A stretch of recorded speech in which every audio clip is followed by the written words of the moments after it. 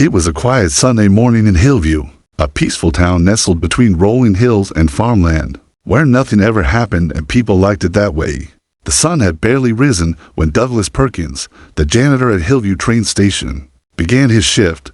He wheeled his mop bucket along the platform, humming an old tune, not expecting anything unusual. But near bench 3, just past the vending machines and under the old security camera, he saw something strange. A suitcase, alone, dusty, unclaimed. It wasn't the kind of thing people usually left behind. It wasn't near the ticket kiosk, or leaning on a trash can like someone forgot it while juggling coffee in a phone call. No, this suitcase was placed almost deliberately, centered, closed. The kind with torn leather straps and a plastic handle that looked like it had seen 100 airports and twice as many hands. Perkins slowed down. No one else was around. Trains didn't come for another hour. He looked up at the camera above. It had a blinking red light, working. Maybe someone had left it during the night. Maybe someone forgot it, but why hadn't anyone come back? He debated opening it, but something in his gut told him not to touch it. The world was different these days. You didn't just go opening random bags in public spaces. Perkins called it in.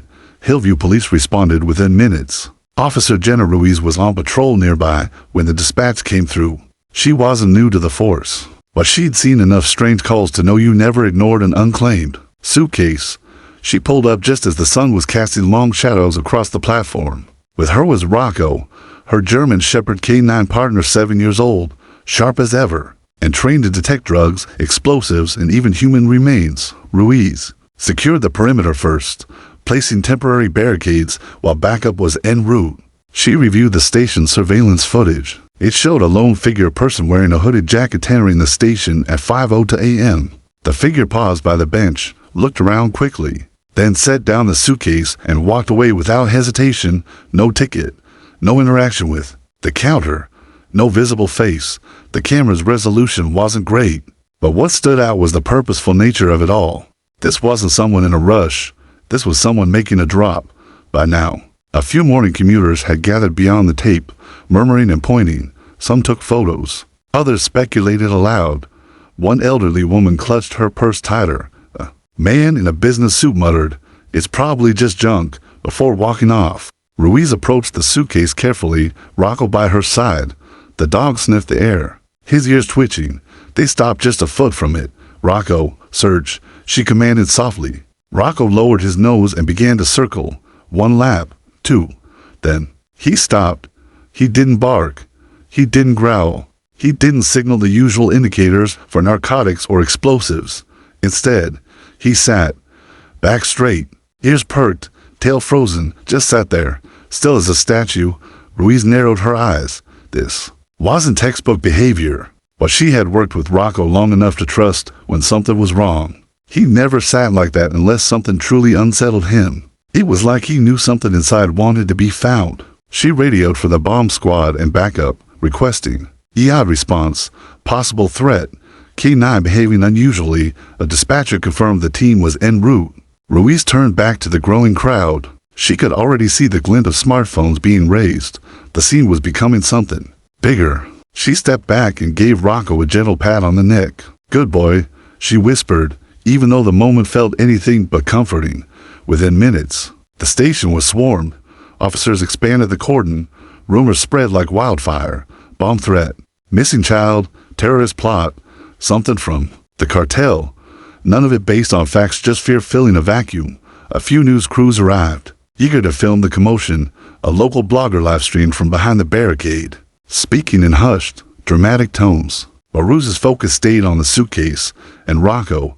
The dog still hadn't moved. Every so often, he glanced up at her, not with panic or urgency, but with a quiet certainty, as if he were saying, "Something's in there, and it needs you." Ruiz didn't flinch. She trusted Rocco more than most people she'd met. He once found a toddler hiding in a crawl space during a domestic call. Another time, he alerted them to fentanyl disguised in a box of cereal. If Rocco was reacting strangely now, it meant the suitcase wasn't empty, and it wasn't just trash. She glanced again at the footage on her tablet. The hooded figure had taken care to avoid the camera's full view. They hadn't rushed or stumbled. Whoever left that suitcase wanted it found, but only after they were long gone. The questions came fast and loud inside Ruiz's head. What could be inside that had Rocco behaving like this?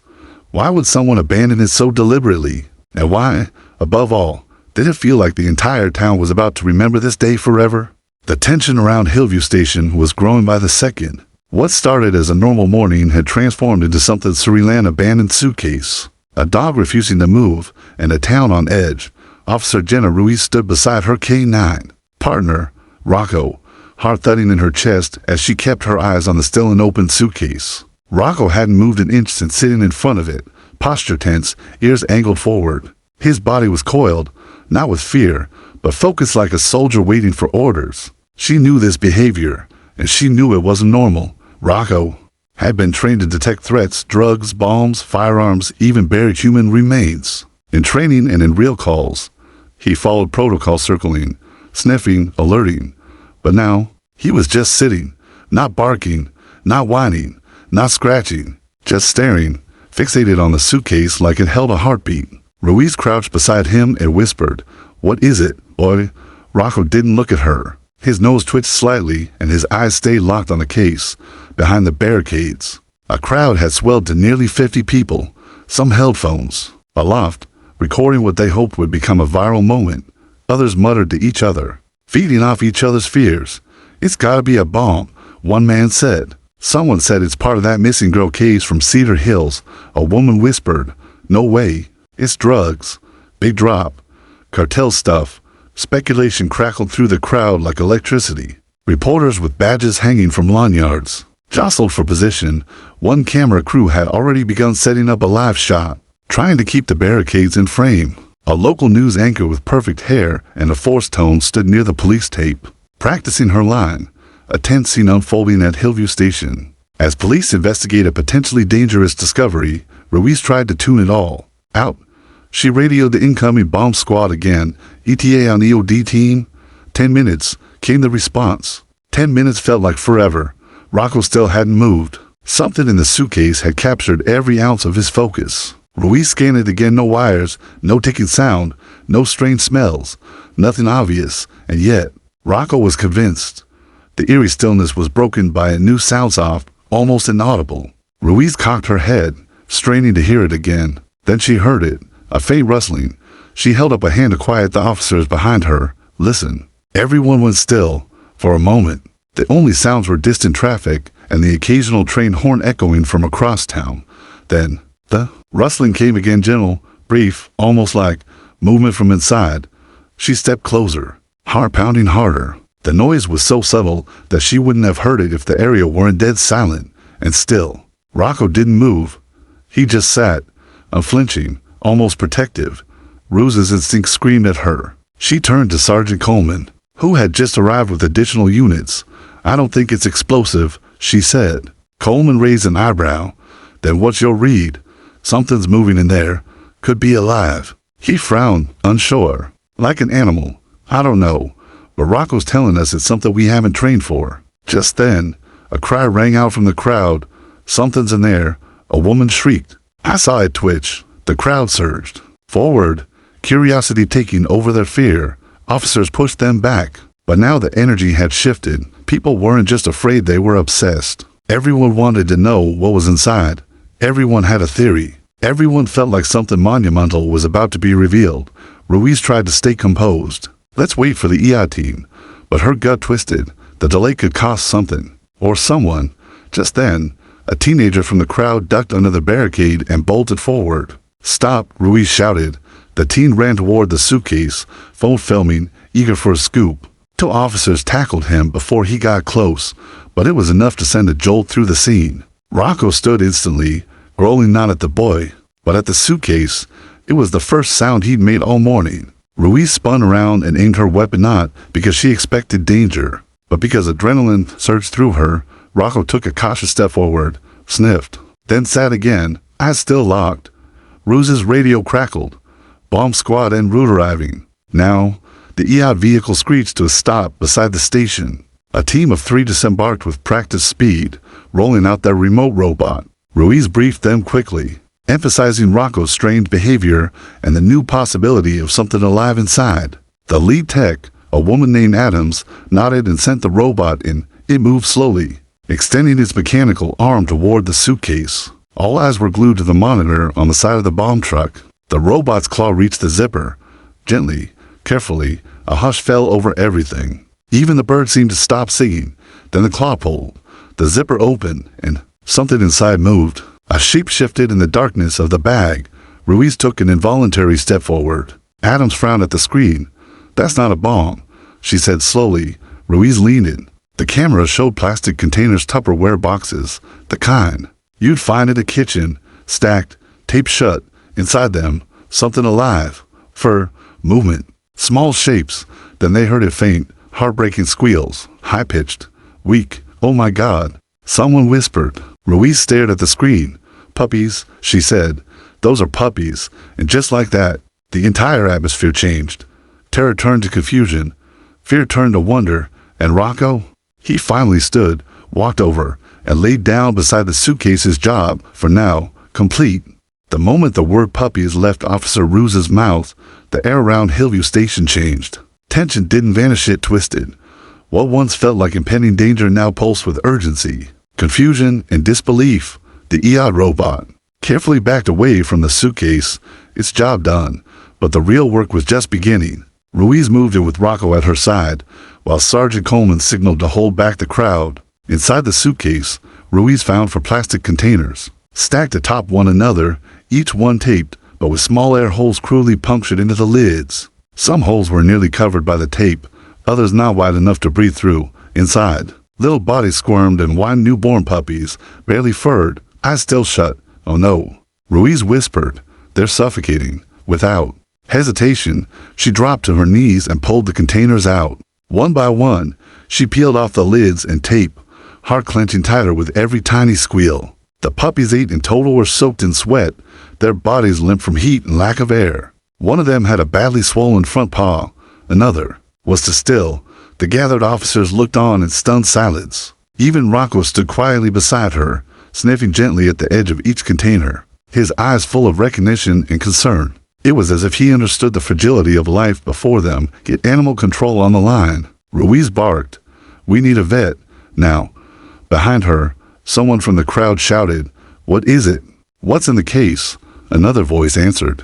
"They said puppies, like baby dogs. Are they alive?" "Who'd do that?" The questions poured out, loud and overlapping, as emotions turned chaotic. One woman sobbed into her hands. A teenager recorded everything, narrating breathlessly. For her TikTok followers, "You guys, they found puppies in the suitcase, like actual newborn puppies.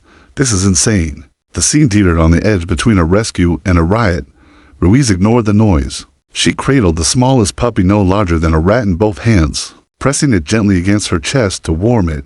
Its tiny body was barely moving, but there was still a heartbeat, faint, fluttering, but alive.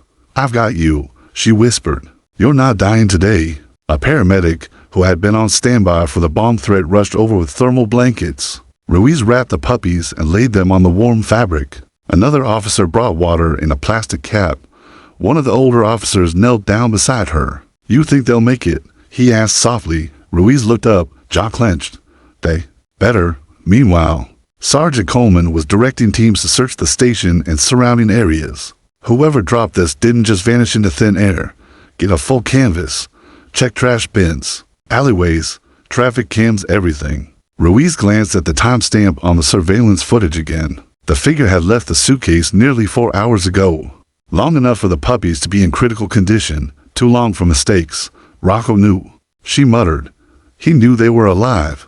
An animal control van arrived 10 minutes later, followed closely by Dr. Elaine Foster, a local vet known for running rescue clinics on weekends.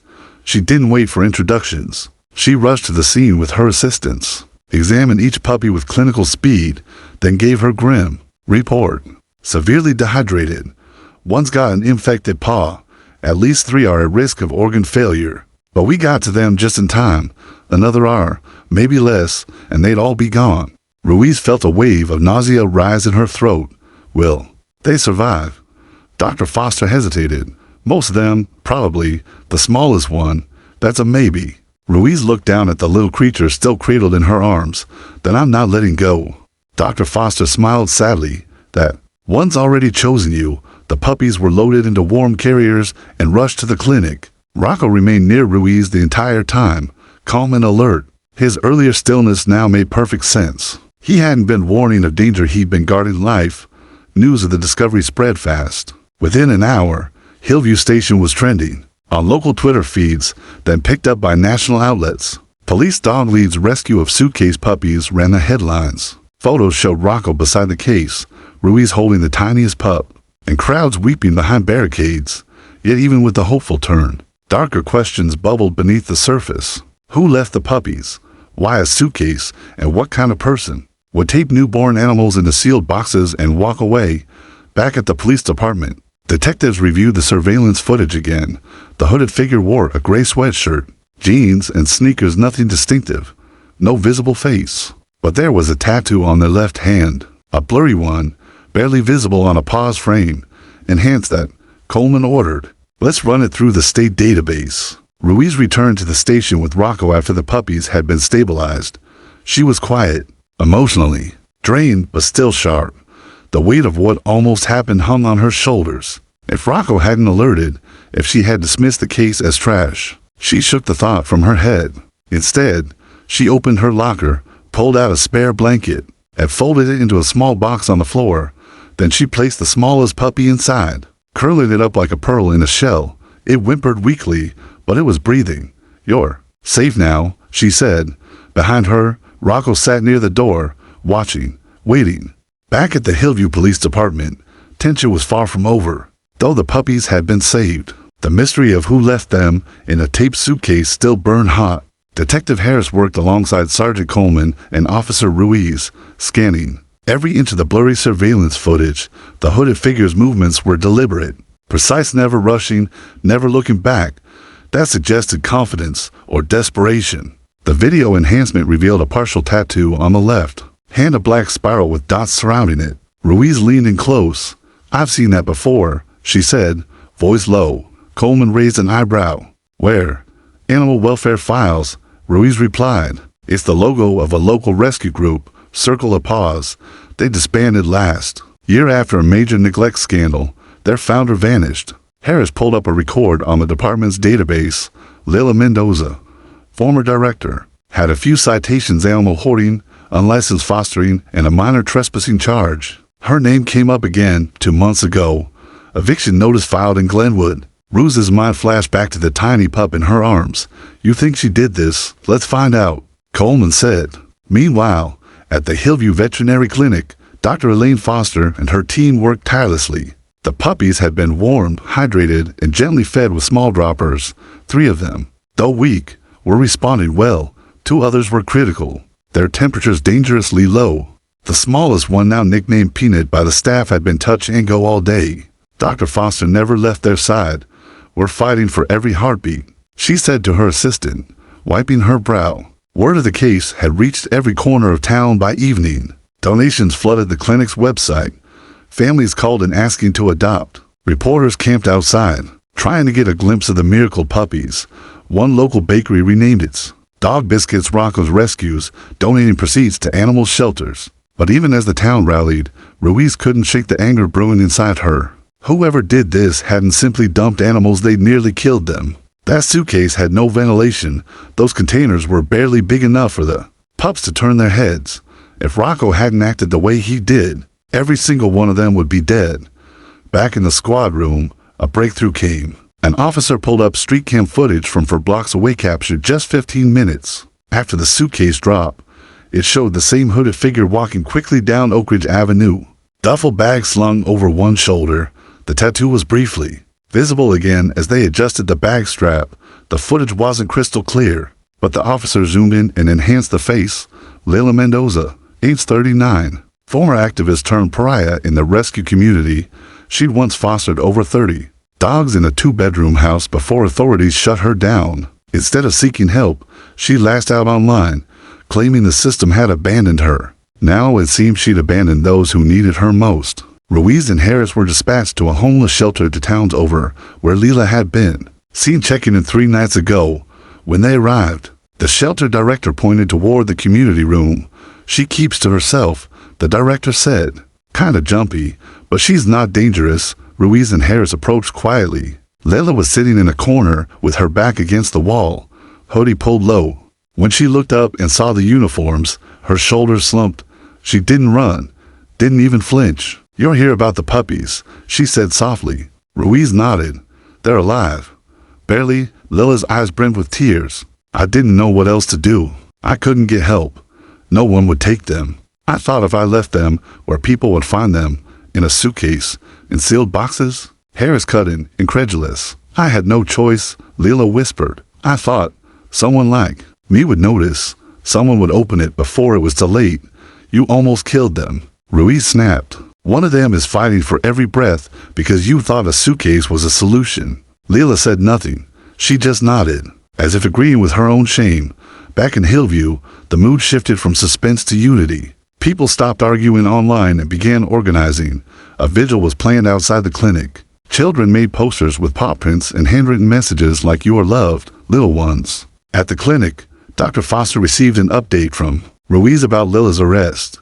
She didn't react with anger, just sadness. She was probably one of the people who loved animals too much to admit she needed help.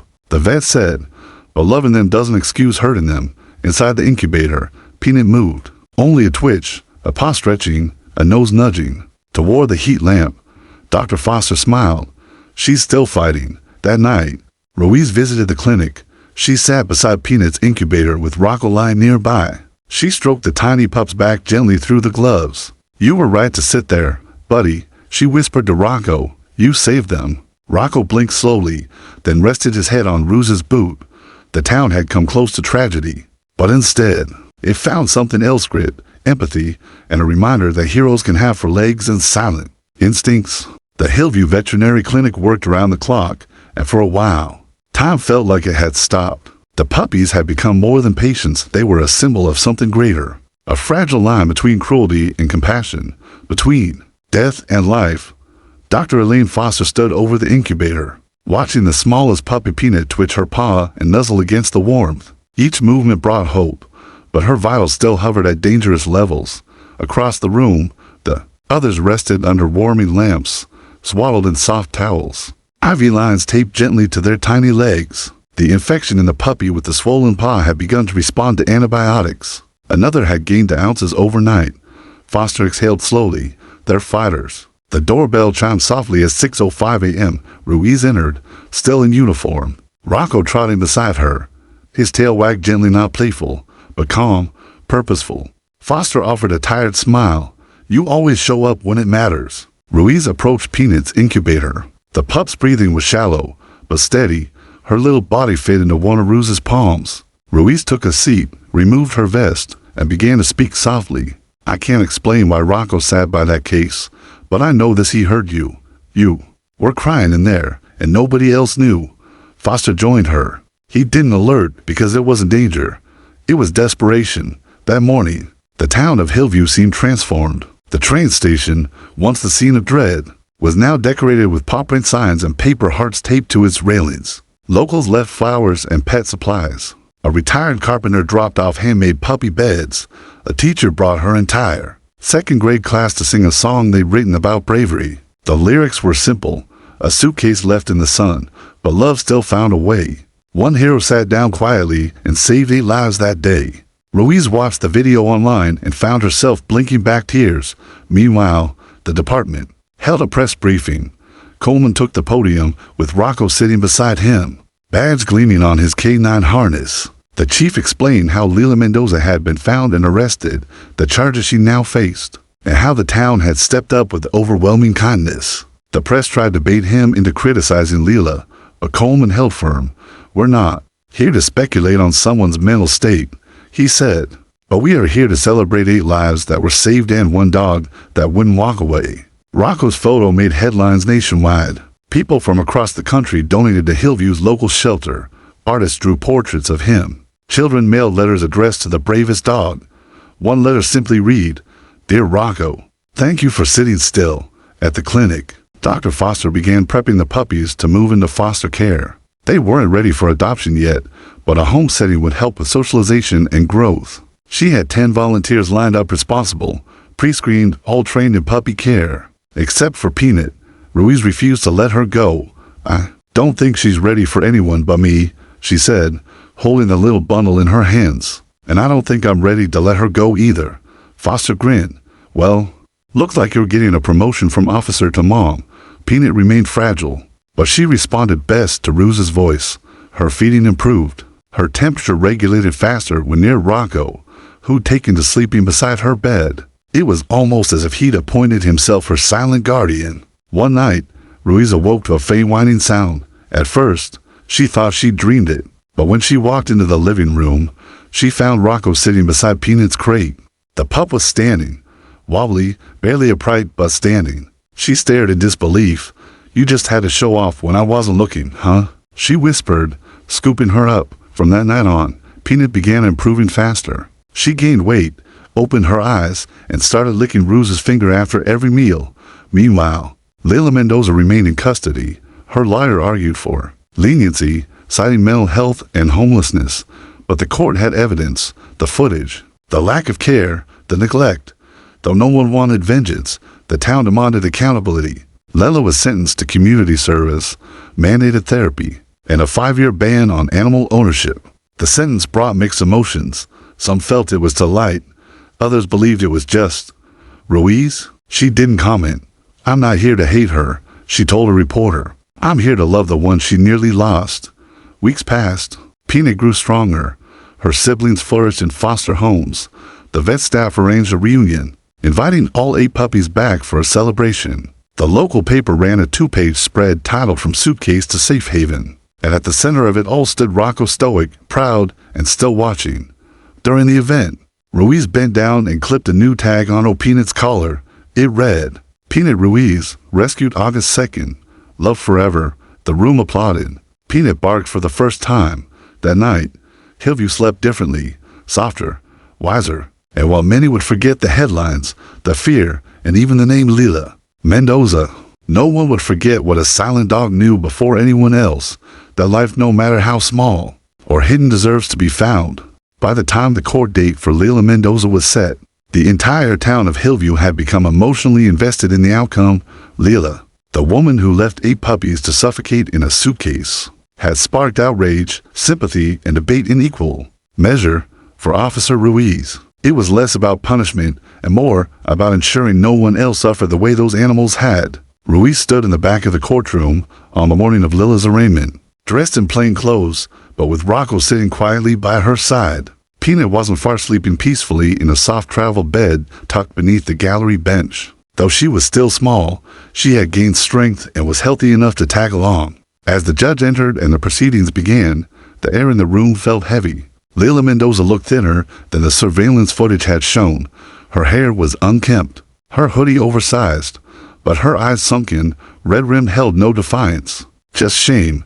She pleaded no contest to charges of animal cruelty and endangerment. Her public defender read a prepared statement describing Layla's downward spiral. After losing her job, home, and support system, she had once been passionate about rescue, but had fallen apart when her dogs were taken. Her group dissolved, and her identity collapsed with it. "I never stopped loving animals," she said, trembling. "I stopped knowing how to care for them. I thought someone would find them before it was too late."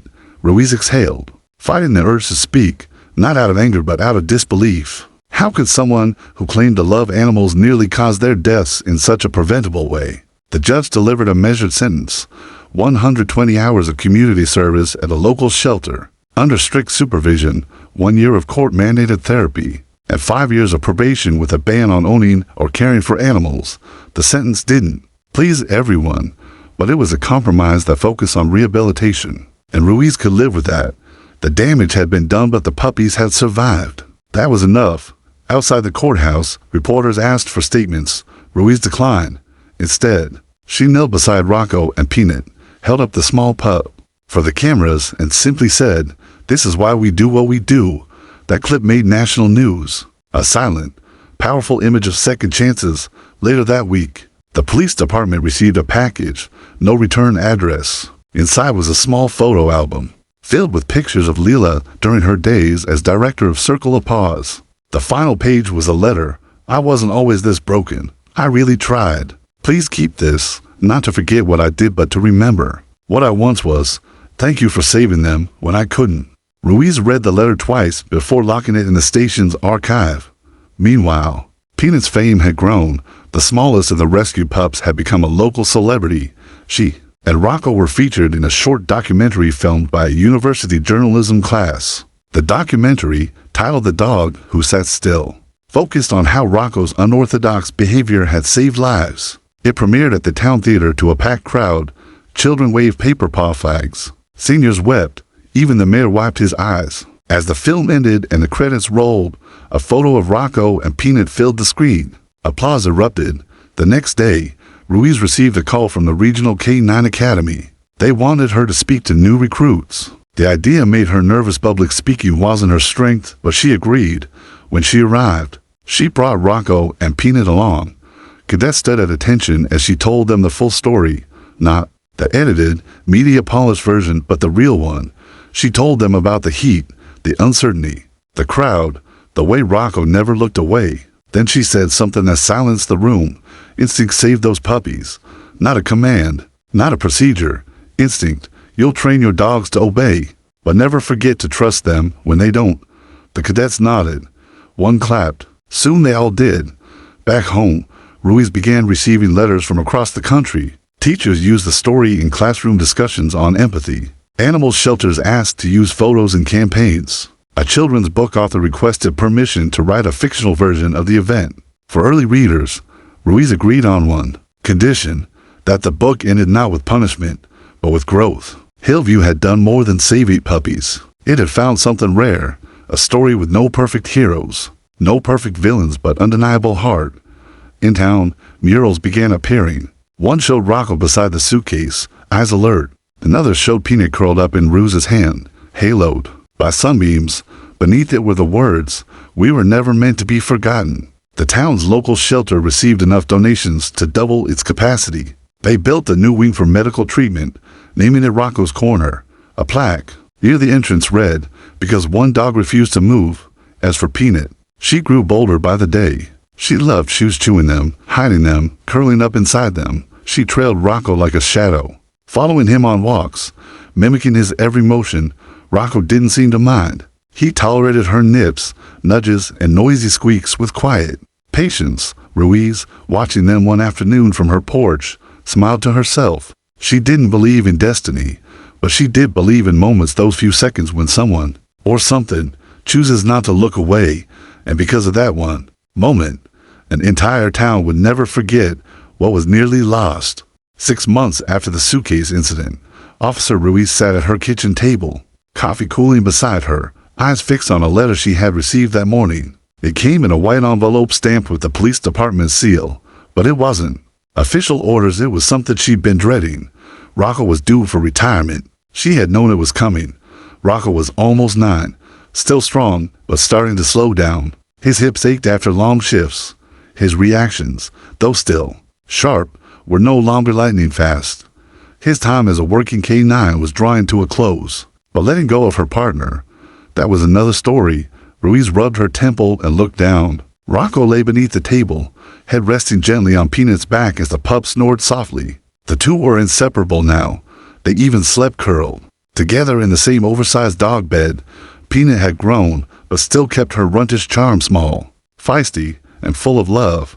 The department offered a ceremonial send-off for Rocco, and though Ruiz appreciated the gesture, she hesitated. She didn't want to turn his last day into a spectacle. But Rocco had made an impact far beyond the unit, and the community wanted to say goodbye. Plans were made for a farewell event in the town square. As the day approached, something strange happened. Rocco began acting restless. On morning walks, he'd stop suddenly, ears raised as if sensing something just out of reach. At home, he would stand at the window, staring toward the train station, tail low, body tense. Even Peanut noticed. She'd nudge him, paw at his nose, trying to get him to play.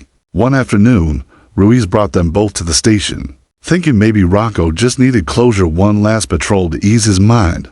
But the moment they arrived, Rocco's demeanor changed. He pulled ahead on the leash, nose twitching, body alert. He led Ruiz across the platform, back to the bench 3 where it had all started. Then he stopped.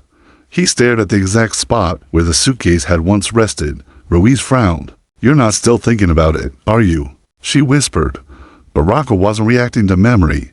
He sniffed the air, low and deliberate. Then he circled the bench twice before sitting. Just like he had that day, Ruiz's pulse jumped. It couldn't be, but it was. She scanned the platform and saw nothing suspicious, no bag, no package, no obvious clue. But Rocco's behavior wasn't a fluke. His instincts had never led her wrong. She contacted dispatch, possible alert at Hillview Station. "I'm with Rocco, he's responding to a scent." A known source, requesting backup. When support arrived, they began a systematic search. This time, they didn't find a suitcase but something smaller. Hidden beneath the bench, wedged deep into the metal support frame, was a sealed envelope wrapped in plastic. Ruiz carefully retrieved it, gloves on. Inside was a single sheet of paper, typed, "No fingerprints. You think you saved them all, but one is still missing." There were 9. Ruiz froze. 9? She had been told 8. The vet had confirmed 8 microchips, 8 puppies, all female. But this message said otherwise. Someone had been watching. Someone knew more than they let on. The letter was immediately sent to forensics. Cameras at the station were checked, but no new footage showed anyone placing the note. It was likely left overnight, hidden well enough to avoid detection. No DNA, no prints, just words and a cold hint of unfinished business. Ruiz couldn't sleep that night. Her mind ran in circles. Was it a hoax? A cruel joke by someone seeking attention? Or worse, was it true? Had they missed a puppy that day? Had one been stolen or taken before they even opened the suitcase? She thought back to the original footage, the hooded figure, the deliberate placement, the way they had left so calmly, as if everything had gone exactly to plan. Could it have been a test? The idea chilled her. The next morning, Ruiz reviewed the station's case files. The original scene had been chaotic. The suitcase had been zipped, the puppies piled atop each other. It was entirely possible that one had been removed beforehand, especially if someone wanted to send a message. If there was a 9th puppy, where was it now? She and Rocco resumed daily visits to the station. Peanut came along, playful but alert. They walked the perimeter, searched nearby alleyways, questioned shopkeepers. No one had seen anything unusual, but Rocco remained unsettled. Each day he returned to bench 3, sniffed, and sat. Always the same spot, always the same stillness. Ruiz knew the town wouldn't understand why she couldn't let this go, but deep down, she didn't care. Rocco was telling her something, and until she found answers, she wasn't stopping. 3 days before Rocco's retirement ceremony, she got a call from a contact at a shelter 2 counties over. "We just brought in a sick puppy someone found in a backpack behind a dumpster," the voice said. "It matches the breed and size of the ones from the Hillview case.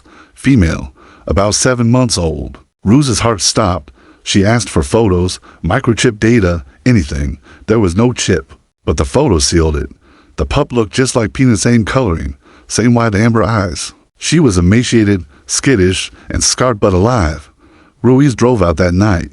When she arrived at the shelter, Rocco and Peanut beside her. The pup growled weakly from inside her kennel. But when Peanut yipped and wagged her tail, something changed. The 2 locked eyes. Then the pup slowly crawled forward, sniffed the glass, and whined. The 9th puppy had been found. The sun rose slowly on the morning of Rocco's retirement ceremony, casting long golden streaks across Hillview's town square. Folding chairs were lined in rows. A small stage set up beneath the banner. "Thank you, Rocco, a true hero." The entire town had come together, shop owners, teachers, kids, police officers, and even the mayor, all there to honor a dog who changed their lives. But behind the scenes, Ruiz was preparing for something more than just a farewell. In the last 48 hours, she'd made sure the 9th puppy, now named Ember, was healthy enough for travel. A local vet had checked her over, given her fluids, and confirmed she was underweight but would recover. When Ember had seen Peanut again, something clicked. Their reunion had been quiet, yet powerful. They sniffed, circled, and laid side by side as if they had never been apart. Now, as the square began to fill, Ruiz brought Rocco, Peanut, and Ember into the municipal building behind the stage. They would be introduced after the opening remarks. Ruiz adjusted Rocco's vest for the last time. He wore his polished K9 badge and a new collar engraved with the words "Forever Partner." His eyes were tired, but there was a calm pride in them. He looked to Ruiz. then down at the two pups at his feet, both leaning on him for warmth. A knock at the door. Officer Ruiz, a volunteer, peeked in. "It's time." She nodded, took a breath, and stepped into the light. As soon as they walked onto the stage, the crowd erupted. Cheers echoed across the square. Children waved handmade signs. "Thank you, Rocco," and "Peanut's hero." One banner showed a cartoon of Rocco sniffing out the suitcase with a cape on his back. Ruiz held the leash, guiding Rocco to center stage. Peanut followed, wagging beside him. Ember hesitated for a moment, still wary, but when Rocco glanced back at her with a soft chuff, she moved forward, tail twitching nervously. The mayor stepped forward, clearing his throat.